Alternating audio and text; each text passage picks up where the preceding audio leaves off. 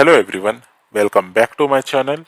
ಇವತ್ತಿನ ನಮ್ಮ ಟಾಪಿಕಲ್ಲಿ ಇಮೇಲ್ ಮತ್ತು ಜಿಮೇಲ್ ನಡುವೆ ಇರೋ ವ್ಯತ್ಯಾಸದ ಬಗ್ಗೆ ತಿಳ್ಕೊಳ್ಳೋಣ. ಸರಿ, ಸೊ ಇಮೇಲ್ ಜಿಮೇಲ್ ಈ ವರ್ಡನ್ನು ನೀವು ಎಲ್ಲಿ ಕೇಳಿರ್ತಾ ಅಂದರೆ ಹೆಚ್ಚಾಗಿ ಎಲ್ಲಾದರೂ ಪ್ರೊಫೆಷ್ನಲ್ ಕಮ್ಯುನಿಕೇಷನ್ ಎಲ್ಲಾಗುತ್ತೆ ಆ ಕಡೆ ನೀವು ಇಮೇಲ್ ಜಿಮೇಲ್ಸ್ ಅಂತ ನೀವು ಕೇಳಿರ್ತೀರ.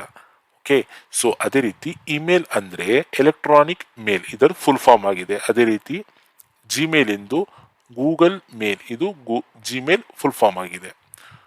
ಸೊ ಅದೇ ರೀತಿ ಇಮೇಲ್ಸ್ ಅಂದರೆ ನಾನಿವಾಗ ನಿಮಗೆ ಎಕ್ಸಾಂಪಲ್ ಮುಖಾಂತರ ತಿಳಿಸ್ಬೇಕಂದ್ರೆ, ಹಳೆ ಕಾಲದಲ್ಲಿ ಒಂದು ಕಡೆಯಿಂದ ಮತ್ತೊಂದು ಕಡೆಗೆ ಒಂದು ಸಂದೇಶವನ್ನ ಬರಿಬೇಕಂದ್ರೆ ನಾವು ಏನು ಮಾಡ್ತಾ ಇದ್ವಿ ಅಂದ್ರೆ ಒಂದು ಲೆಟರ್ನಲ್ಲಿ ಬರೆದ್ಬಿಟ್ಟು ಅದನ್ನ ನಾವು ಕಳಿಸ್ತಾ ಇದ್ವಿ. ಓಕೆ, ಸೊ ಒಂದು ಊರಿಂದ ಮತ್ತೊಂದು ಊರಿಗೆ ಕಳಿಸ್ತಾ ಇದ್ವಿ. ಸೊ ಆ ಕಡೆ ಇರುವ ಡೆಸ್ಟಿನೇಷನ್ ಅಲ್ಲಿ ಇರುವ ಪರ್ಸನ್ ಏನ್ ಮಾಡ್ತಾ ಇದ್ರು, ಅದನ್ನ ಓದಿದ್ರೆ ನೀವು ಏನ್ ಕಳಿಸ್ತಾ ಇದ್ರು ಅದು ಅವರಿಗೆ ಅರ್ಥ ಆಗ್ತಿತ್ತು.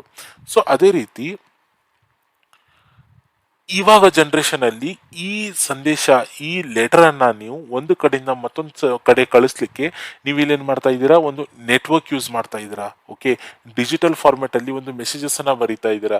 ಅಲ್ಲಿ ಜಸ್ಟ್ ಎಂಟರ್ ಅಂತ ಕೊಟ್ರೆ ಸಾಕು, ಈ ಮೆಸೇಜ್ ಬಂದ್ಬಿಟ್ಟು ಮುಂದಿನವರಿಗೆ ಮೊಬೈಲಿಗೆ ಇರಲಿ ಲ್ಯಾಪ್ಟಾಪಿಗೆ ಇರಲಿ, ಓಕೆ, ಅಲ್ಲಿ ಬಂದಿರುತ್ತೆ. ಸೊ ಅಲ್ಲಿಂದ ಅವರು ಈಸಿಲಿ ರೀಡ್ ಮಾಡ್ಕೊಂತ ಇದ್ದಾರೆ.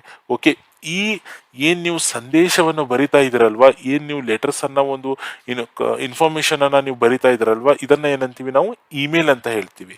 ಓಕೆ, ಸೊ ಅದೇ ರೀತಿ ಜಿಮೇಲ್ ಅಂದ್ರೆ ಒಂದು ಲೆಟರ್ನ ನೀವು ಬರೆದ್ಬಿಟ್ಟು ಒಂದು ಕಡೆಯಿಂದ ಮತ್ತೊಂದು ಊರಿಗೆ ನೀವು ಕಳಿಸ್ತಾ ಇದ್ರಲ್ಲ, ಸೊ ಈ ಮಿಡ್ಲಲ್ಲಿ ಆ ಲೆಟರ್ ಅನ್ನ ಯಾರಾದ್ರೂ ಒಬ್ರು ಕ್ಯಾರಿ ಮಾಡ್ಬೇಕಿತ್ತು. ಆ ಕ್ಯಾರಿ ಮಾಡ್ಲಿಕ್ಕೆ ಏನಂತ, ಕ್ಯಾರಿ ಮಾಡೋರನ್ನ ನಾವು ಪೋಸ್ಟ್ ಮ್ಯಾನ್ ಅಂತ ಹೇಳ್ತಿದ್ವಿ. ಪೋಸ್ಟ್ ಮ್ಯಾನ್ ಏನ್ ಮಾಡ್ತಿದ್ರು, ನಿಮ್ ಮನೆಯಿಂದ ಬಂದ್ಬಿಟ್ಟು ಮೆಸೇಜ್ ಆ ಲೆಟರ್ನ ತಗೊಂಡ್ಬಿಟ್ಟು ಯಾರಿಗೆ ನೀವು ಕಳಿಸ್ತಾ ಇದ್ರು ಆ ಮನೆಯವರಿಗೆ ಹೋಗ್ಬಿಟ್ಟು ಆ ಲೆಟರ್ನ ಕೊಡ್ತಾ ಇದ್ರು. ಸರಿ, ಸೊ ಇವಾಗಿನ ಟೈಮಲ್ಲಿ ಏನಾಗ್ತಾ ಇದೆ, ನೀವು ನೆಟ್ವರ್ಕ್ ಅಲ್ಲಿ ಒಂದು ಕಡೆಯಿಂದ ಮತ್ತೊಂದು ಕಡೆಗೆ ಹೋಗ್ತಾ ಇದೆ ಸರಿ, ಬಟ್ ಆ ಕಳಿಸ್ಲಿಕ್ಕೆ ಏನಾದ್ರೂ ಒಂದು ಫಾರ್ಮೇಶನ್ ಬೇಕಾನೆ, ಏನಾದ್ರೂ ಒಂದು ಮೀಡಿಯೇಟರ್ ಬೇಕಾನೆ. ಆ ಮೀಡಿಯೇಟರ್ನ ಏನಂತೀವಿ ನಾವು ಜಿಮೇಲ್ ಅಂತ ಹೇಳ್ತೀವಿ. ಓಕೆ, ಇದನ್ನ ಜಿಮೇಲ್ ಅಂತ ಹೇಳ್ತೀವಿ. ಏನ್ ಮಾಡ್ತಾ ಇದು, it is an email client that allows its user to receive and send emails. So ಅದೇ ರೀತಿ an email can never work without an email client. So post man ಇಲ್ಲದೆ ಒಂದು ಕಡೆಯಿಂದ ಮೆಸೇಜ್ ಮತ್ತೊಂದು ಕಡೆ ಕಳಿಸ್ಲಿಕ್ಕೆ ಸಾಧ್ಯನೇ ಇರ್ತಿಲ್ಲ. ಯಾರಾದ್ರೂ ಒಬ್ಬರು ಆದ್ರೂ ಮಿಡ್ಲಲ್ಲಿ ಒಂದು ಕಡೆಯಿಂದ ಮತ್ತೊಂದು ಕಡೆ ಆ ಲೆಟರ್ನ ತಲುಪಿಸ್ಲಿಕ್ಕೆ ಬೇಕಿತ್ತು. ಸೊ ಅದೇ ರೀತಿ ಒಂದು ಏನಾದ್ರೂ ನೀವು ಮೆಸೇಜಸ್ ಅನ್ನ ಬರೀತಿರ್ತಿರೋ, ಆ ಮೆಸೇಜಸ್ ಅನ್ನ ಒಂದು ಕಡೆಯಿಂದ ಮತ್ತೊಂದು ಕಡೆ ರೀಚ್ ಔಟ್ ಮಾಡ್ಲಿಕ್ಕೆ ನಿಮ್ಗೆ ಏನ್ ಬೇಕಾಗ್ತಾರೆ, ಜಿಮೇಲ್ ಬೇಕೇ ಬೇಕು ಅಲ್ಲಿ. ಓಕೆ, ವಿತೌಟ್ ಯಾವುದೇ ರೀತಿ ಕ್ಲೈಂಟ್ ಇಲ್ಲದೆ ಒಂದು ಕಡೆಯಿಂದ ಮತ್ತೊಂದು ಕಡೆಗೆ ಮೆಸೇಜ್ ಹೋಗ್ಲಿಕ್ಕೆ ಸಾಧ್ಯನೇ ಇಲ್ಲ. ಸೊ ಅದೇ ರೀತಿ Gmail is one of the email service.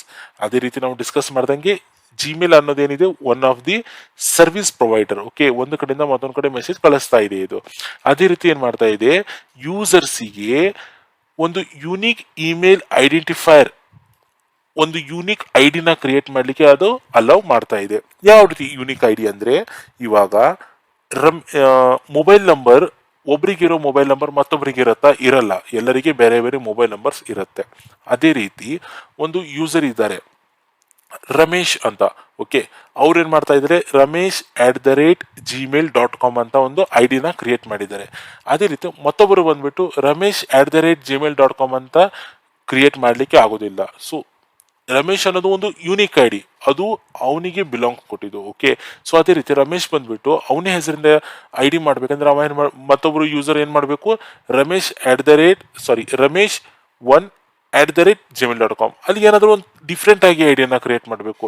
ಒಬ್ರು ಕ್ರಿಯೇಟ್ ಮಾಡಿರೋ ಐಡಿ ಮತ್ತೊಬ್ರು ಕ್ರಿಯೇಟ್ ಮಾಡ್ಲಿಕ್ಕೆ ಆಗುದಿಲ್ಲ. ಓಕೆ, ಒಂದು ಯೂನಿಕ್ ಐಡೆಂಟಿಫೈರ್ ಅನ್ನ ಇದು ಕೊಡ್ತಾ ಇದೆ. ಸೊ ಅದೇ ರೀತಿ ಇಟ್ ಈಸ್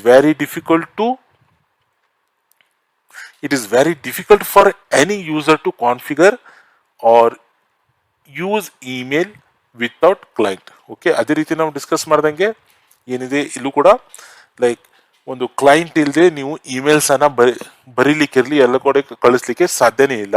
ಅದೇ ರೀತಿ it is very easy to use Gmail. Okay, ಮೊಬೈಲಲ್ಲಿ ನೋಡಿರ್ಬೋದು, ಜಿಮೇಲ್ ಅಂತ ಒಂದು ಸಾಫ್ಟ್ವೇರ್ ಬಂದ್ಬಿಡುತ್ತೆ, ನೀವು ಜಸ್ಟ್ ಅದಕ್ಕೆ ಕ್ಲಿಕ್ ಕೊಟ್ಟರೆ ಸಾಕು, ಅದು ಓಪನ್ ಆಗಿಬಿಡುತ್ತೆ.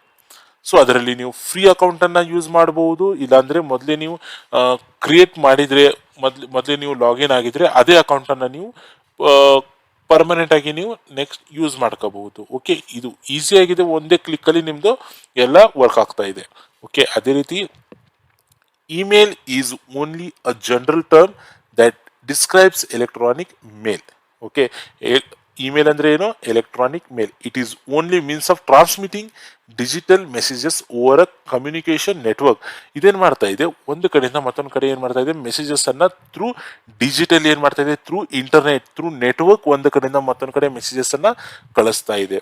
ಅದೇ ರೀತಿ ಜಿಮೇಲ್ ಅಂದ್ರೆ ಏನಾಗಿದೆ, ಒಂದು ಪಾಪ್ಯುಲರ್ ಇಮೇಲ್ ಕ್ಲೈಂಟ್ ಆಗಿದೆ.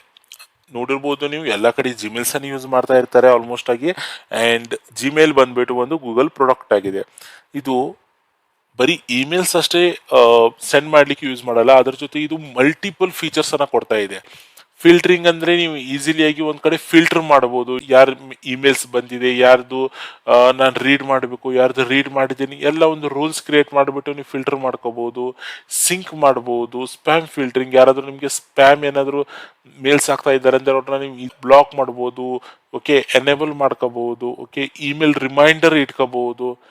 ಯಾರಾದ್ರೂ ಮೇಲ್ಸ್ ಅನ್ನ ನೀವು ರಿಮೈಂಡ್ ಮಾಡ್ಕೋಬೇಕಂದ್ರೆ ಅದನ್ನ ರಿಮೈಂಡ್ ಇಟ್ಕೊಳ್ಬಹುದು. ಅದೇ ರೀತಿ ನೀವು ಯಾರಾದ್ರೂ ವೈರಸ್ ಏನಾದ್ರು ಕಳಿಸಿದ್ರೆ ಆ ವೈರಸ್ ಅನ್ನ ಐಡೆಂಟಿಫೈ ಮಾಡ್ಲಿಕ್ಕೆ ವೈರಸ್ ಇನ್ಬಿಲ್ಟ್ ಪ್ರೊಟೆಕ್ಷನ್ ಕೂಡ ಇದರಲ್ಲಿ ಕೊಡ್ತಾ ಇದೆ. ಓಕೆ, ಶೆಡ್ಯೂಲಿಂಗ್ ಅಲ್ಲಿ ನಿಮ್ಗೆ ಮೀಟಿಂಗ್ ಶೆಡ್ಯೂಲಿಂಗ್ ಇರಲಿ. ಓಕೆ, ಸೊ ಇದನ್ನೆಲ್ಲ ನೀವು ಮಾಡ್ಕೋಬಹುದು.